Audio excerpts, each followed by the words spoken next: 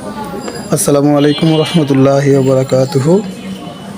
আজকে আমরা আলোচনা করব কিভাবে আমরা এর আগের একটা লেকচারে আলোচনা করছিলাম সাইন থিটার মানগুলো আমরা খুব সহজে বের করতে পারবো। সাইন 45 ডিগ্রি 60 ডিগ্রি আমরা এই মানগুলো খুব সহজে বের করতে পারি।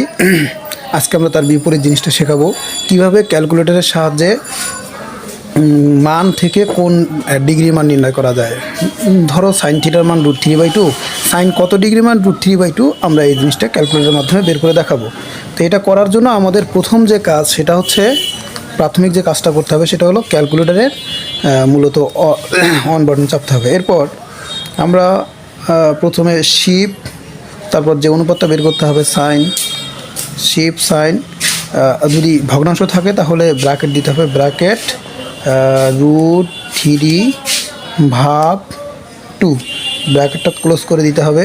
দিয়ে ইকুয়াল চাপলে সাইন কত ডিগ্রি মান আমরা সেটা পেয়ে যাবো। সাইন 60 ডিগ্রি মান আমরা পাইছি। তাহলে থিটার মান কত ডিগ্রি? থিটার মান সাইন থিটার মান হলো 60 ডিগ্রি। আমরা খুব সহজে এটা বের করতে পারলাম। ঠিক একই রকমভাবে যদি আমরা আর দুই একটা প্র্যাকটিস করি তাহলে হয়তো আমরা আরও জিনিসটা ক্লিয়ার হতে পারবো। ধরো কস কত ডিগ্রি মান 1/√2। তো এটা করার জন্য আমরা প্রথম যে কাজটা করব শিফট কস ফার্স্ট ব্র্যাকেট 1/√2 ব্র্যাকেটটা যদি আমরা ক্লোজ করি তাহলে যে মানটা পাবো সেটা হলো সাইন থিটার মান 45 ডিগ্রি। তাহলে theta is equal to 45 degree.